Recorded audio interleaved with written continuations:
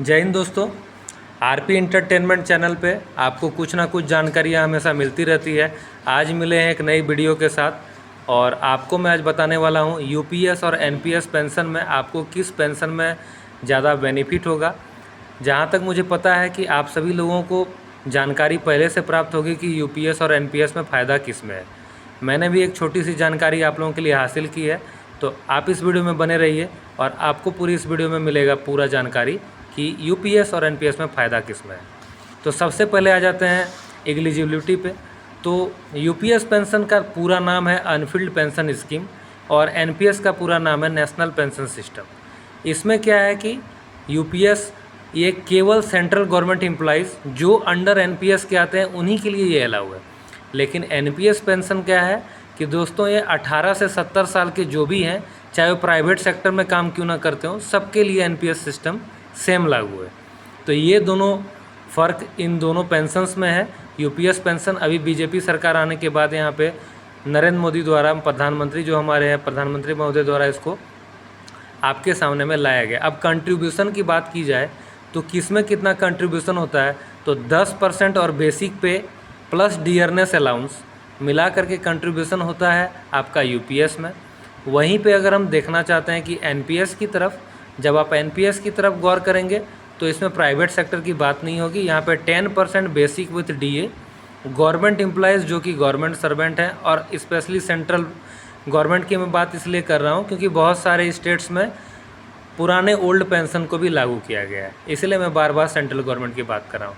अब contribution government की तरफ से क्या होगा, आपको यूपीएस और एनपीएस में क्या मिलेगा, तो उसमें मैं आपको यहाँ पे साफ आपके सामने में जो है सो पूरा चार्ट खुला हुआ है और मैं आपको बता दे रहा हूँ। 10% आपको मिलता है गवर्नमेंट की तरफ से, प्लस एडिशनल जो है 8.5% का जो है पूलेड फंड कंट्रीब्यूशन।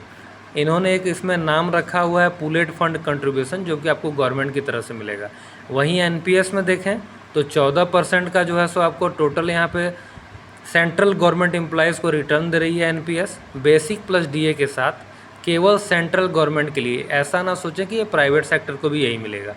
अब इन्वेस्टमेंट कंट्रोल पे आ जाते हैं कि आप कहाँ पे इन्वेस्टमेंट कर सकते हैं। तो इन्वेस्टमेंट के तौर पे आप इसमें देखेंगे यूपीएस में एम्प्लॉयज़ यहाँ पे क्या है, वो इन्वेस्ट चूज़ कर सकते हैं इंडिविजुअल क्रॉप्स, पूल क्रॉप्स, जो कि आपको ऊपर में पूल फंड कंट्रीब्यूशन का मैंने बताया था, यहाँ पे वही वाली बात सामने आ गई। लेकिन ये सारा मैनेजमेंट किसके द्वारा होगा, ये फुल्ली मैनेज होगा भारत सरकार के द्वारा। ये पूरा मैनेज दोस्तों भारत सरकार के द्वारा होगा, इस पे आपका कंट्रोल नहीं रहेगा। वहीं एनपीएस में क्या है, एनपीएस में आप इसको चूज़ कर सकते हैं, अपनी मर्जी से असिस्ट कर सकते हैं, इक्विटी में कर सकते हैं, डिविडेंड ले सकते हैं, गवर्नमेंट बॉन्ड्स भी आप इसमें खरीद सकते हैं। आप अपनी मर्जी से इसमें जो चाहें वो आप कर सकते हैं। आपका पैसा कहाँ पे यहाँ पे कंट्रीब्यूट होना चाहिए, वो सारी चीज़ें यहाँ पे। अब पे आउट पे आ जाते हैं। पे आउट पे क्या है कि यूपीएस के तहत आपको सभी को पता ही होगा कि 50% ऑफ एवरेज बेसिक पे ऑफ सैलरी जो आपका 12 महीना का होगा, 25 साल अगर आप पूरी नौकरी करते हैं तो 10,000 रुपये का एक गारंटी पेंशन, उसके साथ डियरनेस अलाउंस आपके ऊपर अप्लाई हो जाएगा।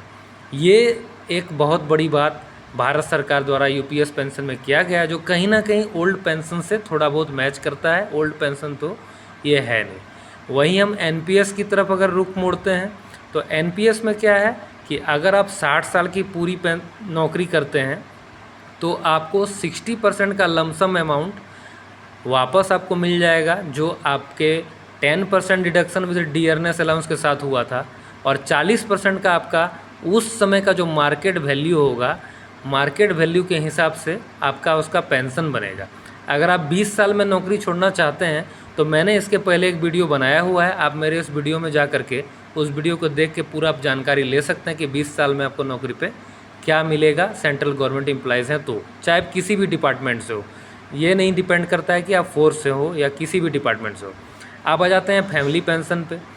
अगर फैमिली पेंशन की बात करें तो फैमिली पेंशन कब आती है दोस्तों, जब किसी का वहाँ पे डेथ हो जाता है। तो डेथ हो जाने के बाद आप यहाँ पे देख रहे हैं कि 60% ऑफ एश्योर्ड पे आउट आपको कौन कर रहा है, आपको यूपीएस जो है सो वहाँ पे 60% ऑफ पे आउट कर रहा है।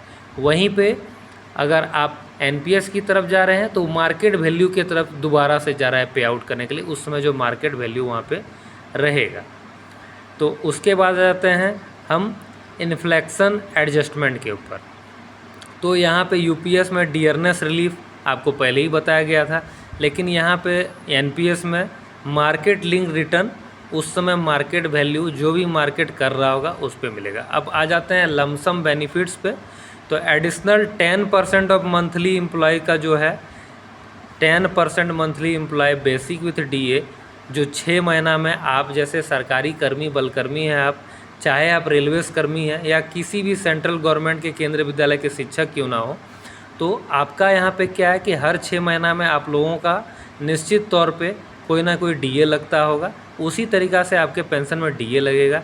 लेकिन वहीं आप एनपीएस में देखें तो ये किसी तरीके का डीएस में आपका लगने वाला नहीं है दोस्तों। आपको एक बार लमसम अमाउंट 60% का वापस होता है, उसके बाद मार्केट वैल्यू डिपेंड करती है, जो आपका बचा हुआ 40% में लगेगा उसी पे आपका रिटर्न होगा। तो ये पूरी जानकारी मेरे तरफ से थी।